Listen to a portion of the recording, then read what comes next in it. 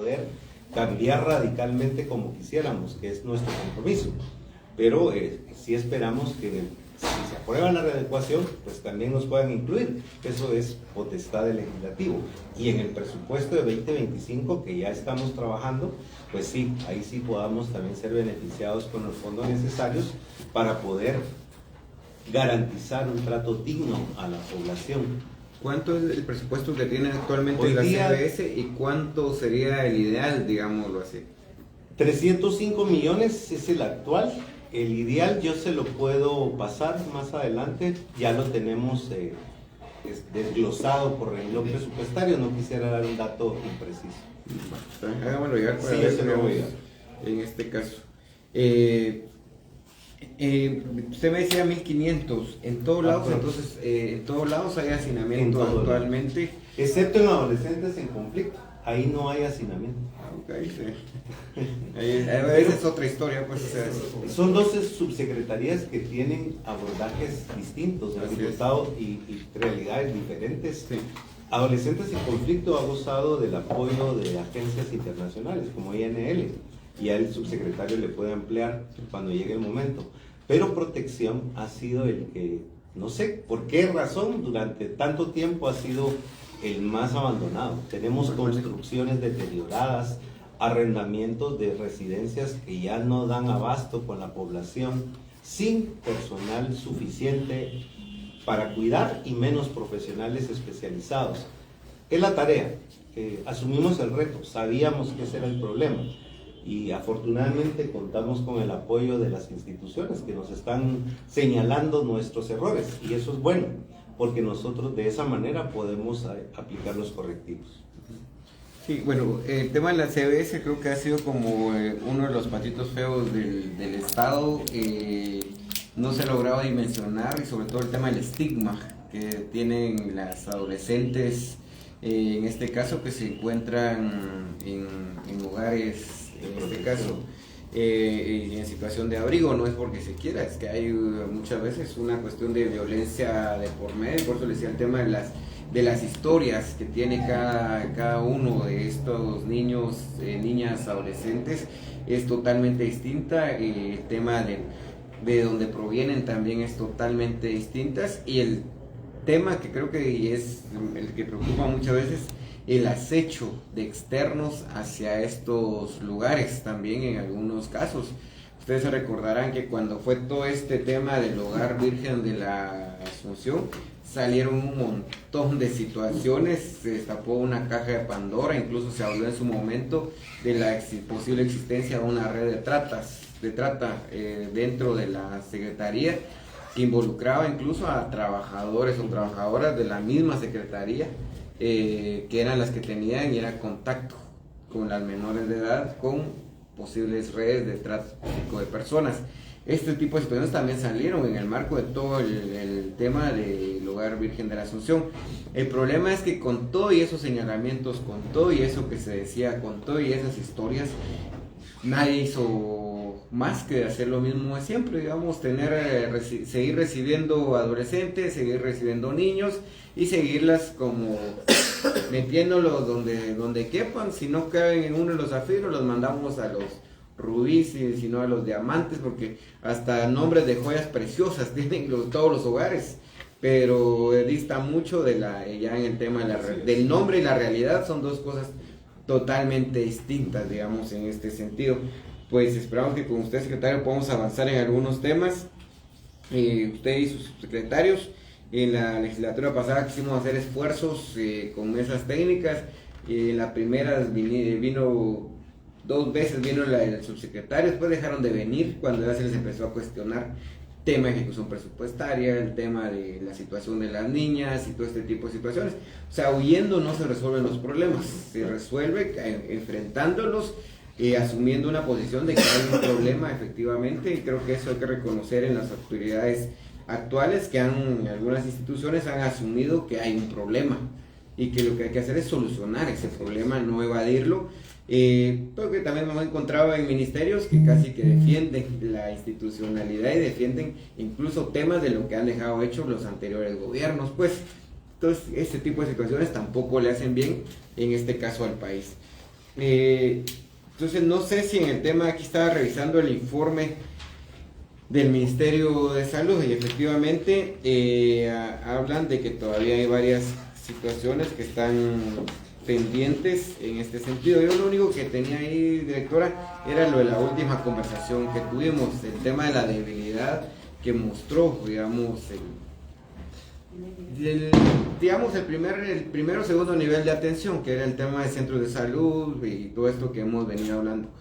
Usted me mencionaba la última vez, y yo hablé ya con la viceministra de Hospitales también, porque hablamos del tema del San Juan de Dios. Yo la busqué a ella por este otro tema que me preocupa y ella me decía, mire, diputado, es que, y le ponía como ejemplo el tema de la saturación de las niñas que había provocado, digamos, este tema, y me decía, mire, diputado, realmente no logramos entender quién dio la orden de que las niñas fueran al San Juan de Dios, porque en realidad las niñas debieron ir al hospital de infectología, que es donde ya estaba el equipo preparado, los médicos, las enfermeras, todo para tenerlas ahí y poderlas atender. Incluso si alguna necesitaba de hospitalización, ahí se podía haber quedado, y que era el hospital ad hoc, digamos, en ese sentido, para poderlas tener.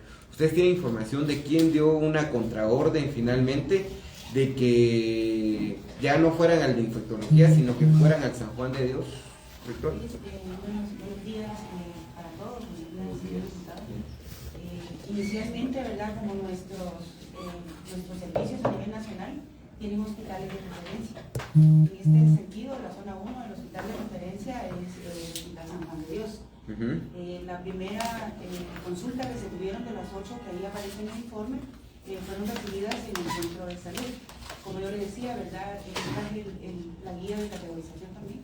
El centro de salud es un establecimiento del primer nivel de atención, donde la capacidad para poder atender el tipo de deshidratación que pudieran tener las niñas en este punto, pues no se tiene la capacidad en el primer nivel de atender a 29 niños, pues es un centro de salud de poca resolución, específicamente en este caso cuando ya el volumen es grande. Ahora bien, tengo acá presente al doctor Velázquez, es el coordinador de distrito del centro de salud, que fue donde llegaron las primeras niñas y fueron referidas, ¿verdad? Fueron 8 específicamente, y por la severidad de la deshidratación, pues fueron referidas al hospital San Juan de Dios. Él nos podría explicar cuál fue el motivo por el cual, yo me imagino que es por los espacios que nosotros tenemos para poder trasladar las referencias, ¿verdad?, porque son hospitales de referencia. Pero sí, le voy a dar la palabra, doctor. Es que, mire, entonces hay una descoordinación y falta de comunicación en el mismo Ministerio de Salud. Porque si a mí hoy porque este tema le he estado dando seguimiento y lo estoy tratando de ir documentando, incluso en conversaciones con autoridades cuando tengo algunas reuniones. Por eso le decía con lo del San Juan. A mí lo que la viceministra me dijo es que ya había una orden, ya había una instrucción de que debían ir al hospital de infectología, porque el tema no es que haya salido, digamos, de un momento a otro. Hubo un lapso de tiempo en el que se prepararon incluso para esto. Incluso el director o directora, creo que es del hospital de infectología, ya había recibido la orden, ya había sido llamado para coordinar. Yo entiendo esto que usted me dice porque lo he encontrado en todos los centros de salud. Cuando pregunto en su lugar de referencia dónde es el San Juan, o si es maternidad es el Roosevelt, si voy a algún otro lado es Villanueva, o es Amatitlán, o es este tipo de situaciones. Pero en este caso, que era un caso especial y muy particular por la emergencia que se había provocado, las autoridades a mí me dicen, miren, era el hospital de infectología. No entendemos quién llamó para decir que era el San Juan. Lo que yo entiendo es que hubo una contraorden a una situación que ya habían definido que iba a ser infectología. Lo saco porque al final de cuentas Guatemala es un lugar especialista en emergencias, pues cada rato sale una emergencia porque muy pocas veces hay un tema de preparación en la prevención. Pero en este caso, gracias a Dios, no pasó a mayores, no necesitaban hospitalización, no necesitaron un tratamiento mayor, digámoslo de alguna forma, más que la hidratación, los estudios, el calmar la infección intestinal que puede haberse provocada, náusea y todo este tipo de cosas. Pero me preocupa que entonces cada quien esté haciendo lo que puede o lo que quiere con este tipo de situación. Le voy a dar la palabra aquí al doctor, que lo dejé pendiente, luego aquí, luego aquí. Doctor. Sí, buenos días a todos, buenos días señor diputado. Pues efectivamente, tal y como lo dijo la doctora Díaz, pues fue justamente el 15 de mayo que se presentó esta emergencia, alrededor de mediodía, 13 horas más o menos, y se atendieron a las jóvenes que venían del Hogar Seguro Zafiro 2. Se les dio la asistencia médica, ¿verdad? Cumpliendo con el protocolo que corresponde por parte del Centro de Salud de la Zona 1. Sin embargo, al momento de darle la atención a las jovencitas, pues seguían presentando vómitos y o sea, no soportaban medicamentos por vía oral, ¿verdad? Y es ahí en donde se inicia el traslado se toma la decisión de trasladarlos al San Juan de Dios. Como director del centro de salud tenía completo desconocimiento, señor diputado, de que ya se tenía una coordinación previa para el hospital de infectología. Segundo, se le mencionó en ese momento a la coordinadora o a la administradora del Hogar Seguro Zafiro 2, indicándole que se debía trasladar a estas pacientes al San Juan de Dios, indicando que el traslado de estas pacientes únicamente se podía hacer por orden judicial. Eso fue lo que se mencionó, ¿verdad? Entonces esa fue la razón por la cual se envió el traslado, se hizo la referencia al San Juan de Dios, pero no se fueron directamente al San Juan de Dios. ¿Por qué? Porque nosotros habíamos hecho ya una coordinación previa con las ambulancias del área central y también con los bomberos de las instituciones de los bomberos por la cantidad de pacientes que se debían de trasladar. Sin embargo, la respuesta, como vuelvo a repetirlo, fue que no se podían trasladar ya que estaban bajo resguardo del Hogar Zafiro 2, y por esa razón fue que se fueron al Zafiro 2 y posteriormente se trasladaron al Hospital General San Juan de Dios. Vuelvo a repetirlo, yo como director del centro de salud desconocía que hubiera ya pues pactado, si lo quiere ver de esa manera, que se trasladaran, ¿verdad?, al Hospital de Infectología. Esto fue el 15 de mayo, miércoles 15, y el jueves 16 de mayo nosotros nos apersonamos a un equipo multidisciplinario al Hogar Zafiro 2, en donde se hacen toma de fichas epidemiológicas por la cantidad de personas que se habían infectado. Se hicieron muestras de agua, y también se toma la muestra, como lo dijo, de una hamburguesa, que estamos a espera de los resultados. Cabe mencionar también que nosotros ese mismo día hicimos una coordinación con la administradora para poderle prestar nosotros la atención directa a ellas con respecto a servicios que corresponden al primer nivel de atención, tales como vacunación, jornadas médicas, ¿verdad?, jornadas de nutrición y otros servicios que nosotros contamos con nuestra cartera en el centro de salud, ¿verdad? Y posteriormente, la semana pasada, jueves, el 22 de mayo, se realiza una nueva visita, ¿verdad?, en donde se indica que pues la emergencia sanitaria ya no pertenece ya no da, ¿verdad?, porque ya están todos estables, ¿verdad? Muy bien. Diputado, yo sí quiero hacer mención, ¿verdad?, en los tiempos de cómo surgieron los eventos. Inicialmente, como bien dice el doctor Velázquez, ¿verdad?, se tomó ellos llegaron a consulta 8 niñas. Entonces, por el proceso, ¿verdad?, y como cada cuerpo reacciona de forma diferente, entonces según los tiempos se iban incrementando. Entonces yo, como le comentaba en la reunión anterior, a las 4 aproximadamente recibí la llamada de la directora de la DRIS, la doctora Marta Julia, donde me informaba sobre el aumento que estaba dando de los casos de las niñas, ¿verdad? De las secuelas que podrían tener las niñas que en teoría en ese momento, a esa hora estaban bien. Entonces a las 5:30 de la tarde, ya cuando se habían visto las niñas y se habían referido, nuevamente yo me comuniqué con diferentes personas de la Secretaría y también de Cardiología Central para ver la coordinación que podríamos hacer para que las niñas que después de que llegaron en San Juan, las otras niñas ya estaban iniciando cuadros, fueran vistas por parte del servicio de 24 horas que tenemos nosotros de emergencia en la zona 7. Se preparó, ¿verdad?, para la atención.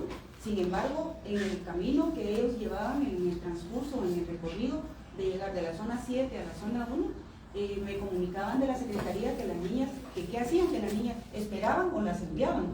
Entonces yo les dije, ¿verdad?, habría que enviarlas porque no podemos esperar que se compliquen. Entonces se iba incrementando el número, porque cuando la persona que me llamó, no tengo los nombres, me llamó, me dijo que tenían 7 niñas más. Y cada vez que me llamaban eran más.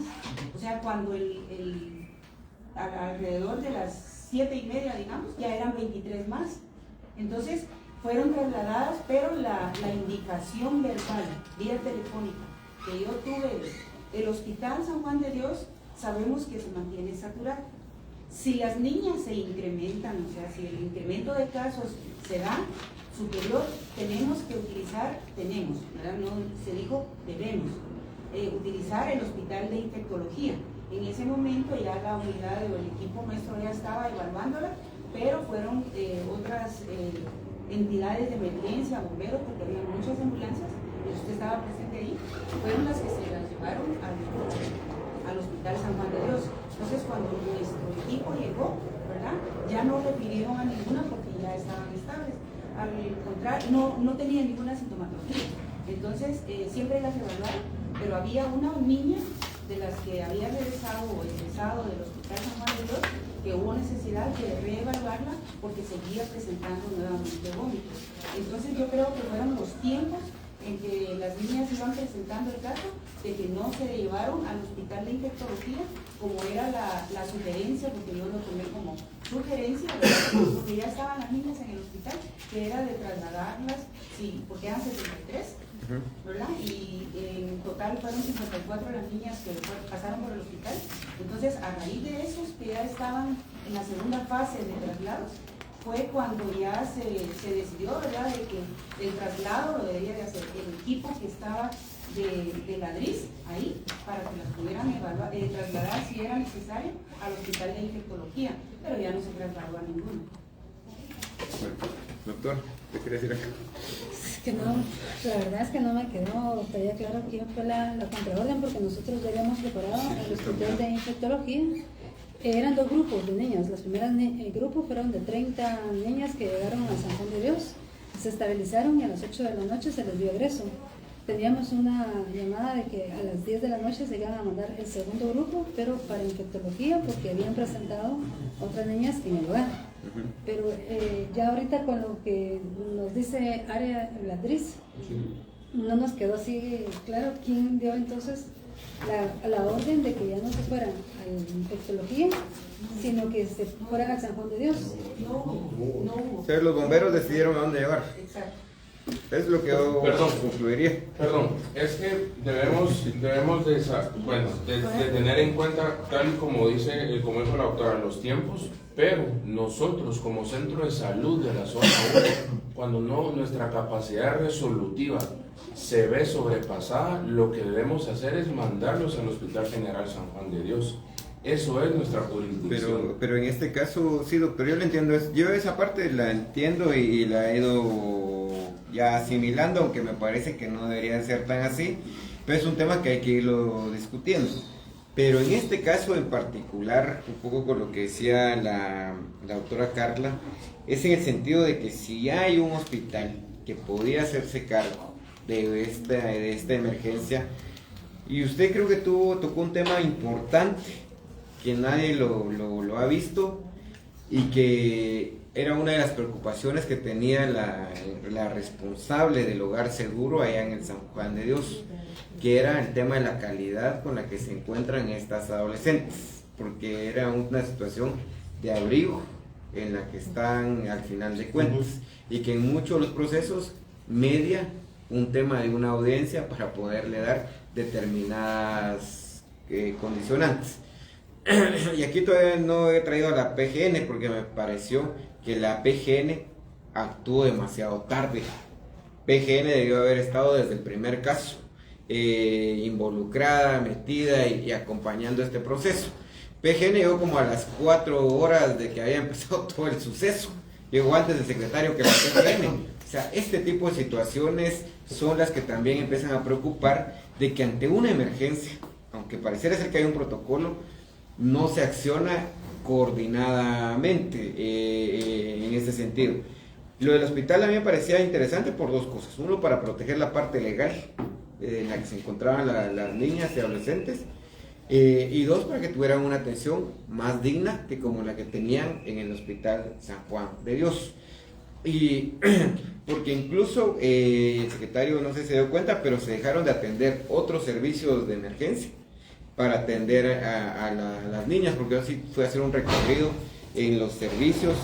Lo que cuando uno entraba, esa parte de la emergencia era una, pero cuando uno iba a ver la parte de los otros servicios de emergencia, eso colapsó en ese día, porque incluso habían doctoras que ya habían salido de su turno, que todavía estaban atendiendo parte de la emergencia. Habían enfermeras que ya no estaban en turno, pero se quedaron para atender el tema de la emergencia.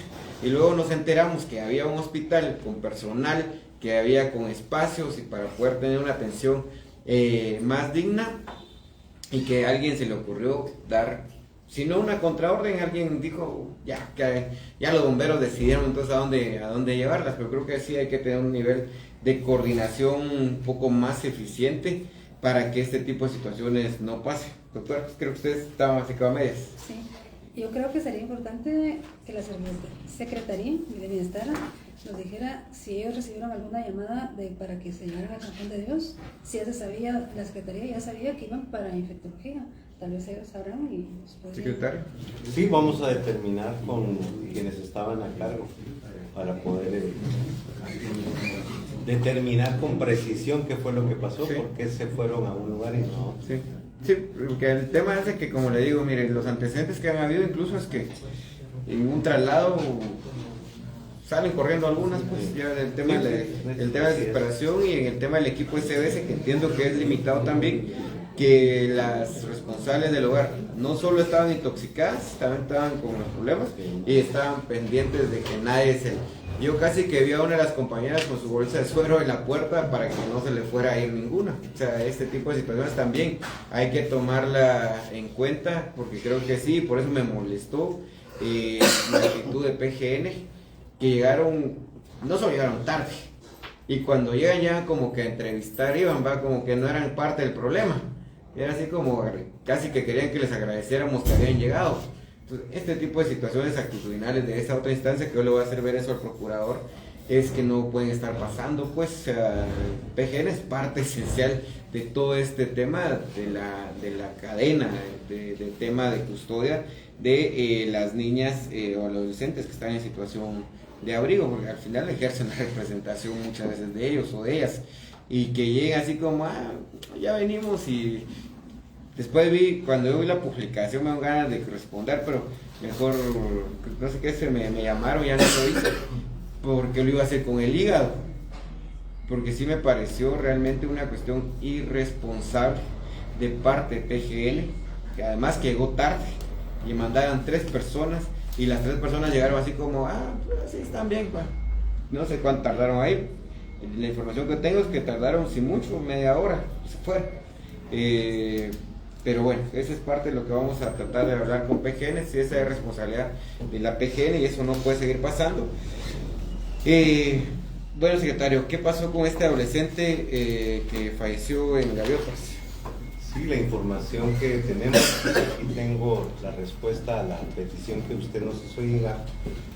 El martes 21, en horas de la madrugada, en el Centro de Privación de Libertad Secuclid, conocido como Gaviotas, se encontró en su cama a un adolescente boca abajo, que al ser pues identificado por el personal, pues determinaron que pareciera que ya no tenía signos vitales. Entonces inmediatamente se activan los protocolos, se llaman a los cuerpos de socorro, llegan y efectivamente determinan que estaba fallecido. El Ministerio Público se apersona, inicia la investigación, empiezan a trabajar la escena y hasta el día de hoy no tenemos un informe, nosotros quizás nunca lo tendremos, sobre cuál fue la causa de la muerte. ¿Por qué no van a tener ustedes un informe? Porque está en investigación por parte del Ministerio Público. Ellos son los que tienen que... Lo tienen como reserva. Como reserva, tienen que pedirle al Instituto Nacional el informe sobre la necropsia para determinar la causa de la muerte. No, pero es que eso... Sí, yo entiendo muchas cosas de estas, pero por ejemplo, ¿cómo decir algo que no genere una cuestión ahí? Por ejemplo, el tema de este chico, el Farruko Pop, ahí hasta un video hubo de casi creo que toda Guatemala lo reconoció pues dentro de INASIF en este caso, que era un caso de asesinato vinculado a pandillas, que es un más grave todavía en este caso, y que ustedes no tengan ahorita un informe o no van a tener un informe de las causas. Entonces, ¿cómo van a tomar medidas en este sentido si no saben la causa del fallecimiento de un adolescente que está bajo su responsabilidad? Institucionalmente hablando, pues, o sea, es un tema de que se van a llevar preso a alguno de los monitores o a alguna de la gente del personal y nunca van a saber por qué razón. Sí, efectivamente, el Ministerio Público llegó como correspondía y ellos son los que nos... mayores detalles el subsecretario se los puede dar, por favor, si me permite. Adelante. Bueno, primero felicitar porque sí conoce los antecedentes de la Secretaría y conoce el presente también de la Secretaría, eso es algo muy positivo. Hay dos cosas con relación a eso, tiene razón, o sea, hay indicios, por supuesto que esta no son información oficial, pero se la voy a decir conforme a nuestros conocimientos, porque tenemos que tener conocimientos. En el hecho, el adolescente fue encontrado en su cama, boca abajo. Aparentemente, y subrayo la palabra aparentemente, no había indicios de violencia.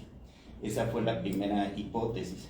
Nosotros revisamos el sistema de cámaras, pero a eso de las 2:30 de la mañana sí hubo movimientos extraños de parte de algunos otros adolescentes y encontraron, los adolescentes que ya no son adolescentes, y voy a tocar ese tema, encontraron un punto ciego donde no cubre las cámaras, y es ahí donde perdemos la secuencia de este adolescente.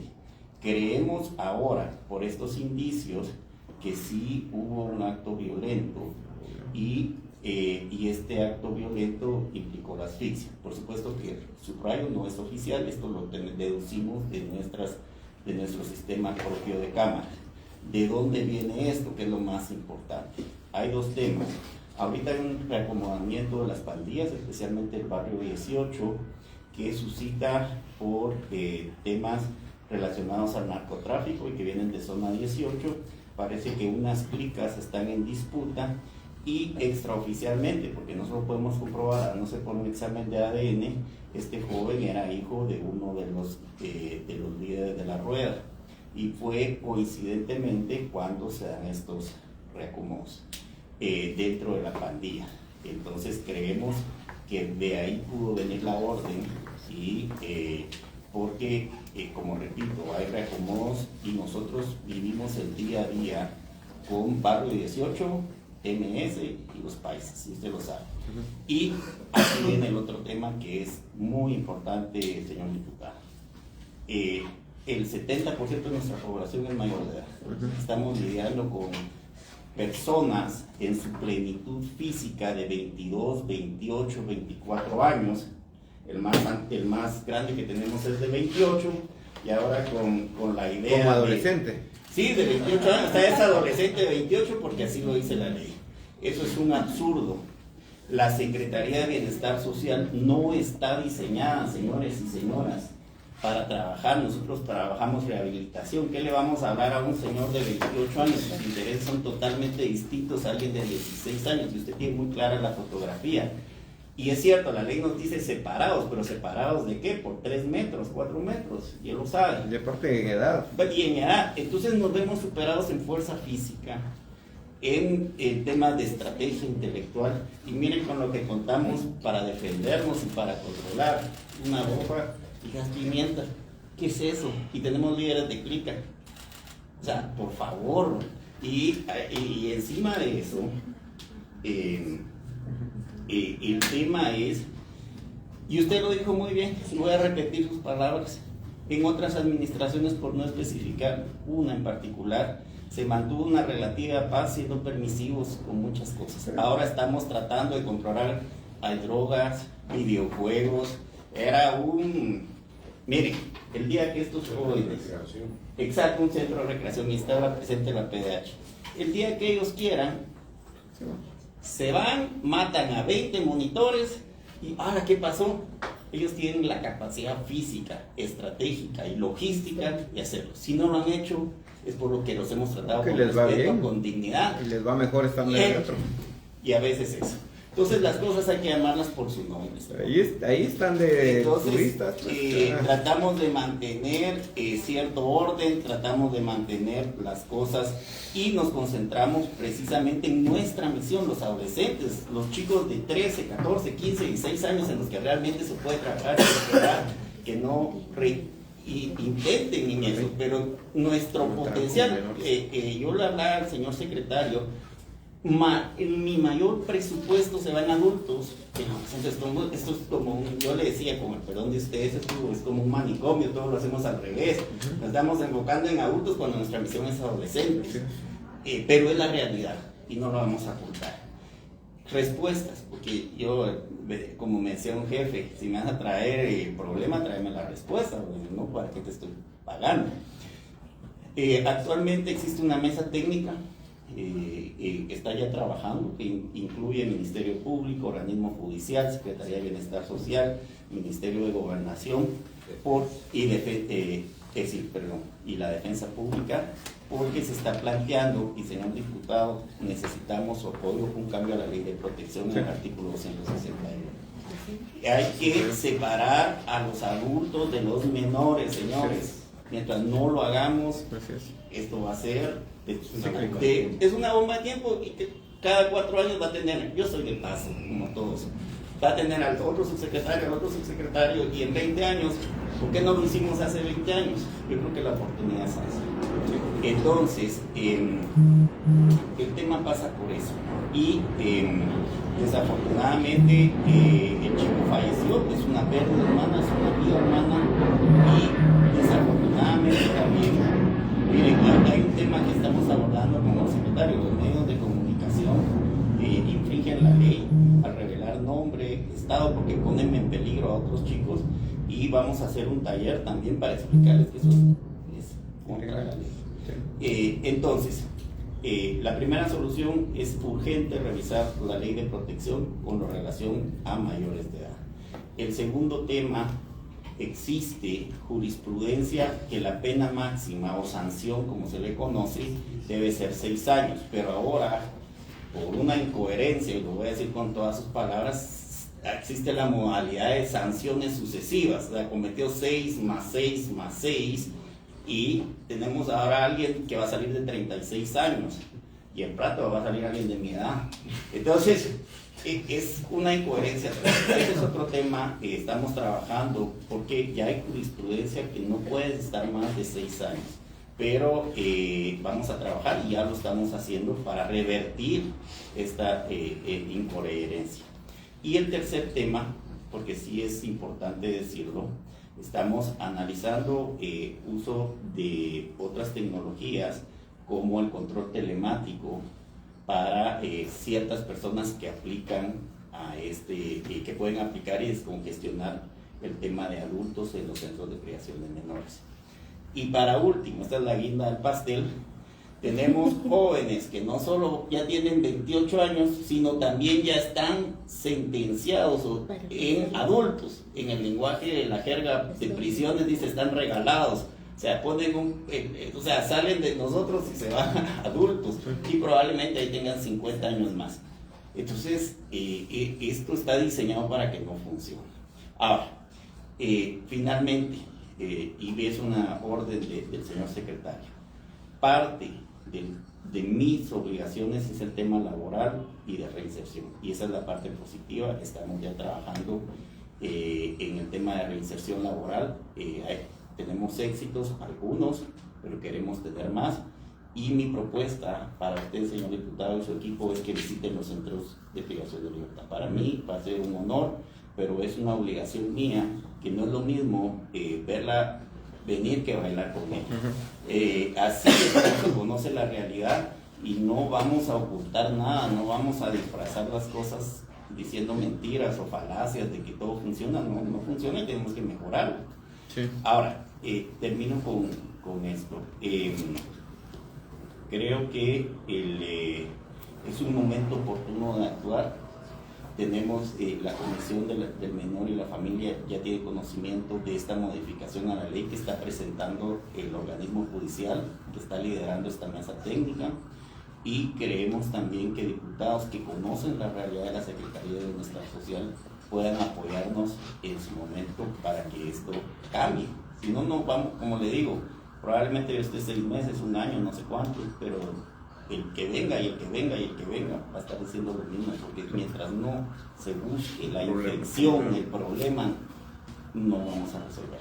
Entonces, sí es lamentable, esa es la información que tenemos del joven, y es un hecho desafortunado, el cual se hicieron todos los protocolos que tenemos. Existe una serie de protocolos, pero insisto, él era mayor de edad, y mientras tengamos una tofa y un gas pimiento, eso no es disuasivo para un hombre de 28 años, líder de una pandilla, y que puede al monitor, así le llamamos nosotros, decirle: yo sé dónde vivís, conozco tu familia.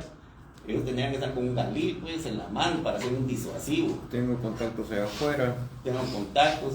Entonces, esa es la realidad en el tema de justicia correccional. Muy bien. Sí, miren, realmente esto es, como le decía, el tema de reconocer por lo que hay un problema. Yo creo que el tema es que las administraciones anteriores lo que hicieron fue una negociación para tener una tensa calma, digámoslo de alguna forma, dando privilegios, dando algunas situaciones que no solo es ahí en Gaviotas o en el tema de donde están recluidos los menores en conflicto con la ley penal, pasa en el sistema penitenciario, pues, o sea, en Fraijanes y en los anexos ahí ustedes van a encontrar pequeños apartamentos con baño privado, con cocina, solo falta que pongan su barcito y todo, algunos creo que hasta lo tienen, pero eso, digamos, no dista mucho lo que está en el sistema penitenciario con lo que está pasando con el tema de la ley, con los menores en conflicto con la ley penal.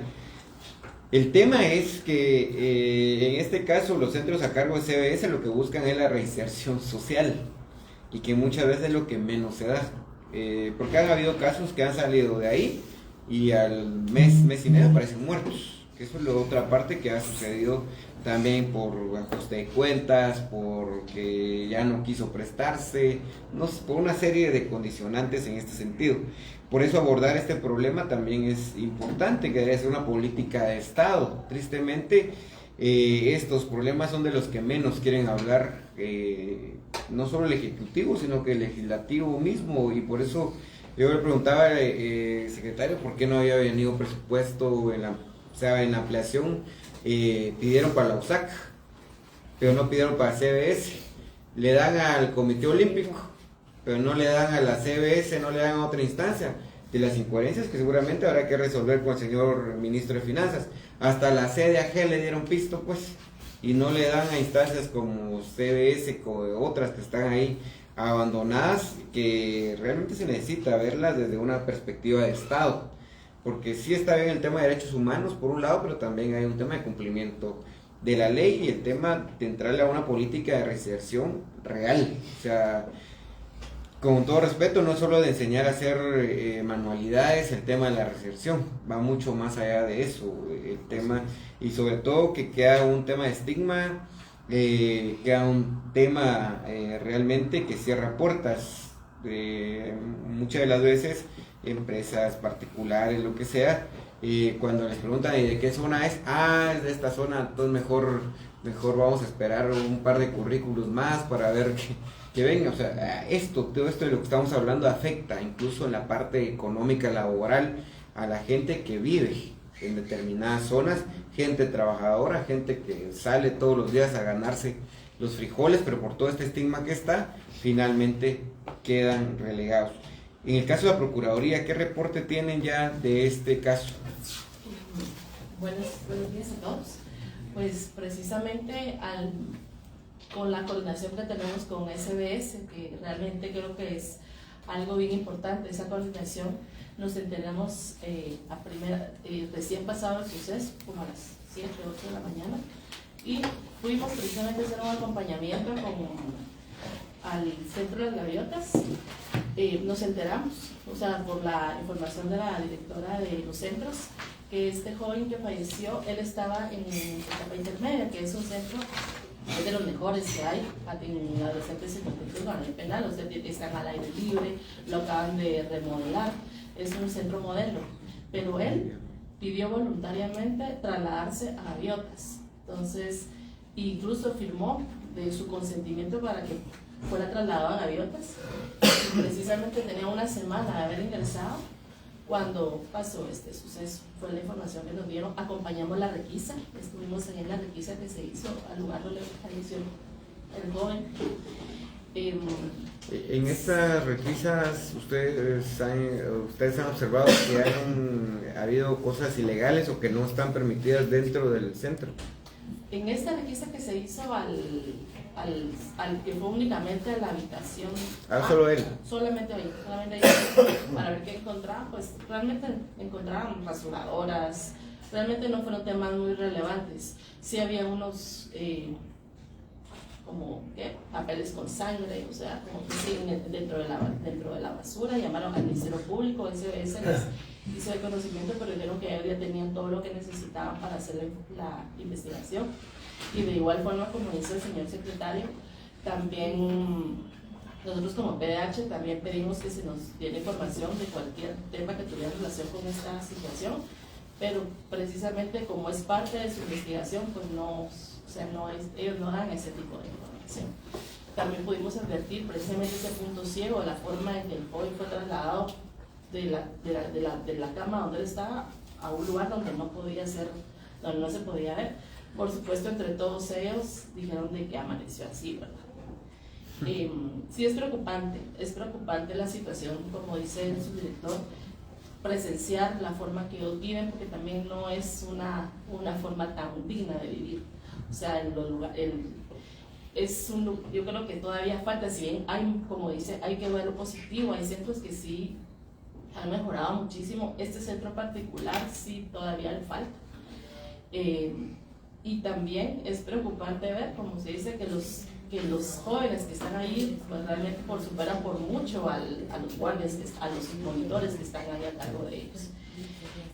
Ahorita pues estamos siempre, por esa misma coordinación que tenemos con SBS, pues estamos siempre acompañándolos en este tipo de requisas precisamente para garantizar que no se violencien los derechos de los jóvenes. Y aquí tengo una copia del informe. Sí, gracias. No, gracias a todos y todas. Digamos, para lo que se visualiza es el hecho reciente. Sin embargo, nos tenemos que trasladar a un antecedente. En el año 2016, desde la Defensoría de la Juventud se realizó una supervisión integral junto con la jueza Verónica Galicia a todos los centros y emitió unas resoluciones. PDH el 11 de noviembre de 2016 solicitó medidas cautelares a la Comisión Interamericana de Derechos Humanos porque detectamos vulneración de derechos de las y los adolescentes que se encontraban. Es importante plantear que en aquella oportunidad se encontraban en todos los centros alrededor de unos 1.200 adolescentes y jóvenes. Hoy, si no estoy mal, estamos un poco más, menos del 50% de lo que había en aquella oportunidad, ¿verdad? Y, diputado, es importante señalar que lamentablemente, a pesar de que se han mejorado las condiciones, digamos, la Secretaría ha tenido dificultades, voy a mencionarlo, particularmente en temas financieros, para mejorar también las condiciones laborales de quienes trabajan en esto, a pesar de que aumentaron sus capacidades y personal. Digamos, han viajado, han tenido capacitación internacional, desde ese ámbito han mejorado, pero en temas de infraestructura han tenido dificultades, digamos, porque los centros de la infraestructura con la comunidad no es adecuada. Han habido movimientos incluso de centro, digamos, se siguen llamando igual, pero los perfiles cambiaron. ¿Por qué? Porque los se encuentran con camionetas fueron trasladados a etapa 2 y los que estaban ahí acá, o los de primer ingreso fueron trasladados allá. O sea, se ha dado una serie de toma de decisiones para tratar de mejorar la situación. Sin embargo, eso digamos, es un análisis permanente que debe realizar la Secretaría. ¿Qué cambio realizar permanentemente? Nosotros hemos señalado en algunos de los informes un tema de cámaras, de equipo de seguridad, etcétera, que tienen limitaciones para la compra o contratación porque no son rubros que tengan ahí a la mano, digamos. En el tema de alimentación, por ejemplo, han habido situaciones de demanda o permanentemente derivado a lo que pasó con en uno de los hogares de protección, pues nosotros lo hemos señalado, digamos, cuando entrevistamos a los adolescentes jóvenes, ellos señalan que la comida está descompuesta, que les hace mal. Sin embargo, nosotros al verificar tiene que ver con las condiciones en que se encuentran, o sea, la comida se las pasan a las 6 de la mañana, llegamos a supervisar a las 11 de la mañana y no se la han comido, la comida ya no sirve, ¿verdad? Y entonces los chicos dicen que tiene mal sabor, tiene mal, venía descompuesta, eso no lo sabemos, porque no se han comido la comida y ya les toca su almuerzo, ¿verdad? Y lo van acumulando. Hemos detectado que se acumula durante el día, ¿verdad? Y al final ellos asumen de que no sirve. Pero lo que sí hemos encontrado es que tienen alimentos que le llevan las familias, ¿verdad? Guardados, y ellos los sustituyen por la alimentación que se les da. Sopas, por ejemplo, galletas, y entonces se le pierde como el ritmo de garantizar si esa alimentación que se le da por parte de SBS o esa alimentación que están consumiendo externa. Y esto además les genera acumulación de basura, uso de plástico y de otras situaciones ahí que tienen que ver con otro tipo de manejo. Sin embargo, yo creo que es importante señalar que de cara a la resolución que también se emitió de la jueza y en su momento PDH emitió una resolución declarando violación de derechos humanos en todos los centros, la necesidad de mantener una situación de separación de edades y perfiles, lo cual ha tratado de mantener la SBS. Y es importante también señalar que de todos los centros, solo en este centro es donde se ha generado esta situación, por lo menos en los 7 últimos años, que es a los que hemos dado seguimiento nosotros de cara a nuestra resolución y supervisión. De hecho, estaba buscando los medios de comunicación, en promedio se ha dado de 1 a 3 hechos desde el año 2019, ¿verdad? Y solo es en este centro, en los demás no hemos tenido. Ha habido conatos de situaciones, y lo digo porque a PDH le ha tocado, digamos, a requerimiento de SBS en su momento, hacer parte de los equipos de mediación o negociación cuando se ha dado una situación de toma de rehenes, etcétera, lo cual por fortuna en los 7 años hasta la fecha ya no se ha dado. Eso es un avance también, y eso deriva también de que se han mejorado los protocolos de seguridad también de la Secretaría. Es importante mencionarlo, digamos. Entonces creo que se debe de poner atención, digamos, al hecho en concreto en particular, y de esta cuenta, pues sí, desde la Defensoría de Niñez en su momento se acompañó, desde PDH cada vez que se da una situación de esta se solicita inmediatamente desde SBS el acompañamiento, el personal se constituye, verifica, da seguimiento, y en su momento pues se da una situación de archivo o de seguimiento dependiendo de la situación que se dé para emitir la recomendación. Y con la actual administración de SBS, pues desde el inicio, por fortuna con el secretario, se sostuvo una reunión directamente con el Procurador de los Derechos Humanos. Posteriormente, muy atinadamente, nos facilitó una reunión entre el Procurador, el secretario y todo su equipo de trabajo para poder iniciar, digamos, como una relación más estrecha para dar seguimiento a este tipo de situaciones, lo cual se ha venido dando. Desde PDH pues seguimos en nuestro rol que nos corresponde de supervisar, digamos, a la SBS, y pues hemos hecho supervisiones tanto en hogares como en los centros, ¿verdad? De hecho hay una supervisión que está finalizando, digamos, de centros, en la cual en su momento en promedio, si hay una situación de emergencia, pues una vez se les indica a las autoridades, o si no, en promedio en un mes regresa un informe emitiendo recomendaciones a las autoridades para que cambien alguna situación. Y en lo particular, diputado, creo que digamos, la situación que menciona ya, que será la posibilidad de una discusión de reformar a la Ley de Protección Integral, muy atinada la posibilidad que se dé, ya pasa al Pleno del Congreso de la República, digamos, en esa situación, lo cual valoraríamos de mucha importancia, porque nos permite permanentemente generar un debate. La situación que vivimos, aprovecho, diputado, decirlo, la semana pasada, con relación a un artista, digamos, es la debacle cotidiana de la juventud guatemalteca. Él solo nos hace, digamos, la punta de iceberg.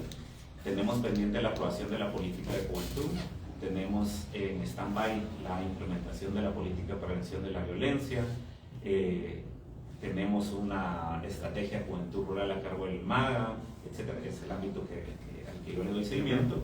Sin embargo, muchas veces todos estos programas que el gobierno desarrolla tienen limitaciones particularmente presupuestarias para la implementación de ampliación de su cobertura. O sea, ya desarrollan una acción que podría estar dando resultados positivos en algunas localidades, pero es necesario que se amplíen estos programas. Y bueno, el secretario no lo mencionó, pero precisamente ayer lanzaron desde el gobierno un nuevo programa, digamos, que incluye algunas otras secretarías, a las cuales vamos a dar seguimiento en su momento. Sin embargo, diputado, creo que es necesario, digamos, si en su momento lo podríamos hablar, digamos, cómo se debe dar una coordinación interinstitucional y mejora de condiciones. Recientemente, el Servicio de Conocimiento, finalizamos una supervisión, por ejemplo, el tema de cómo se está dando la inclusión de jóvenes indígenas a la educación superior en la Universidad de San Carlos, por ejemplo. No hay una priorización, digamos, en los departamentos. Detectamos, por ejemplo, que solo 2, 3, 4 becas hay en las sedes regionales de USAC, por ejemplo, para los jóvenes de esa sede, ¿verdad? O sea, no tenemos programas integrales que realmente, o una estrategia de Estado que se corresponda con la situación de la demanda que tiene hoy la necesidad de las adolescentes, los jóvenes. Y bueno, entonces sí nos preocupa un hecho concreto que se da en un centro, digamos, pero toda la parte preventiva y de coordinación interinstitucional y de los recursos que el Estado podría estar poniendo a disposición para atender esta situación, lamentablemente no se da. Y no es señalar a determinada administración o determinada legislatura, sino hoy, digamos, en el momento político que estamos viviendo, pues podríamos decir que es una oportunidad de retomar un diálogo que de verdad pueda aportarles a cambiar esas condiciones que hoy está viviendo la adolescencia y la juventud del país. Sinceramente. Sí. Bueno, para ir cerrando esta reunión, creo que hay varias cosas que quedan pendientes de ir viendo. Por un lado, el tema de la debilidad del sistema de salud, pero es un tema que vamos a seguir visualizando. En este caso de la CBS, vamos a seguir dándole el acompañamiento y fiscalizando el buen funcionamiento en las dos líneas que tienen, digamos, y que para mí son las más importantes, el tema de los hogares, en este caso, y en el otro sentido, los centros de privación de libertad. Sí creo que hay un tema que es cíclico, en el tema de ambos lugares, de ambos centros, y creo que ahí se hablaba mucho del tema de la prevención, que es un tema, ahorita estamos hablando de la parte problemática, pero ya son las consecuencias de la falta de inacción, la falta de una serie de situaciones. El tema de la historia de Farruko creo que va a continuar con todos estos, que ya está volviendo un tema de ajuste de cuentas, pareciera ser, en todo esto. Ahorita ya está saliendo otra noticia lamentable, el tema del que manejó el tuk-tuk, que acaba de aparecer ahí. Entonces, todo este tipo de situaciones es una ola de violencia que se está generando a partir de todo esto. seguramente si es que se determina que lo de este joven, que si es parte de una clica, provino de una cuestión de ajuste entre pandillas, ojalá eso no se vuelva también otra, y toda una línea de ajuste sucesiva, digamos, tanto dentro de ahí del centro de privación de libertad como afuera, digamos, en las calles. Protección, Y que todo y sí, también el tema de protección, porque también hay como algunos nexos y en muchas de las casas hay familiares y todo este tipo de cosas. Entonces todo esto se vuelve, a veces uno dice, pero es un asesinato. Sí, pero que tiene implicaciones dentro del centro donde sucedió, en los de protección, pero también tiene implicaciones en la calle. O sea, no es solo y que seguramente en algún momento se va a trasladar al sistema penitenciario, en las cárceles, pues, o sea, este tipo de situaciones, en el final de cuentas, se vuelven todo un ciclo de violencia que va desencadenando. Es una cuestión de torre naipes, van cayendo de a poco, pero habrá que buscarle, digamos, algunas soluciones, habrá que buscarle algunas alternativas. Algunas pasan por reformas legales, otras pasan por dotar de más presupuesto, hay otras que pasan por hacer una revisión institucional y de ajustes de cambio. No sé, digamos, todavía yo tengo mis dudas y que hay que sentarse. Si es CBS quien se tiene que hacer cargo necesariamente de todo el tema de privados de libertad, o debe pasar a otra instancia en ese marco de la perfilación de la que hemos venido hablando. No es lo mismo lidiar con un adolescente que lo que hizo fue pelearse con un par de chavos ahí en la calle, pues, y por eso está ahí, a hablar de alguien que tiene ya 5 homicidios en una carrera criminal, o alguien que venga y que sea hijo de un líder de clica, porque ahí está hablando usted de poder, está hablando de tema de sometimiento, de una serie de situaciones alrededor de todo este tema de situaciones. Entonces hasta eso hay que sentarse a discutir la parte institucional. CBS, ¿hasta qué punto se puede hacer cargo del tema del manejo de estos sistemas de privación de libertad? Porque es un tema de privación de libertad, que no es por haberse llevado unos dulces sin pagar, pues, sino que hay un tema realmente de delitos serios, pues, homicidio, robo, extorsión, entre otros. Incluso ¿cómo es que la ranchita, cuál sea aquella que perdió las manos porque no supo tirar la bomba al final de cuentas, y que después creo que terminó en la CBS ahí recluida en algún momento porque todavía era menor de edad? O sea, casos como todo este tipo de situaciones son los que hay que hacer una revisión real. Creo que, como decía, pues es una política de Estado, totalmente de acuerdo. Hay que, incluso por eso creo que aquí hay que centrar en la CONJUVE, porque en el tema de prevención, CONJUVE no solo tiene que ser como vista de tener un delegado departamental que trate de coordinar con todo el aparato institucional del Estado. Por ejemplo, con lo que usted decía del MAGA, CONJUVE tiene una delegada en Huehue, el MAGA tiene casi 150 delegados en todo el departamento. Entonces, estas debilidades institucionales son las que hay que sentarse, discutirlas, y cuente aquí con esta bancada para poder hacer esas discusiones, esas propuestas. Creo que hay que entrarle. Son propuestas que muchas veces son para mejorar condiciones de vida, pero no solo de la gente que está ahí adentro, sino que de la gente que está afuera, porque eso finalmente también es un marco de seguridad pública. O sea, estamos hablando de temas de seguridad ciudadana, de seguridad pública. Hoy por hoy, una gran parte de quienes integran pandillas son menores de edad, son menores de 18 años. Y por eso este tema, se lo hemos recalcado al Ministerio de Gobernación, las unidades de prevención del delito deben estar casi que permanentemente en las escuelas, deben estar permanentemente en los institutos, deben estar permanentemente en las zonas catalogadas, en este caso como zonas rojas, para poder empezar a hacer ese trabajo de prevención y de debilitamiento de estas estructuras que terminan siendo estructuras criminales. Vamos a convocar a una siguiente reunión, secretario, para ver ahí. Yo le voy a mandar la nota formal para que ya nos pongamos a trabajar en función de este fortalecimiento institucional que debe tener CBS, y discutir temas como estos. ¿Es CBS la que debe hacerse cargo de los centros de privación de libertad o no?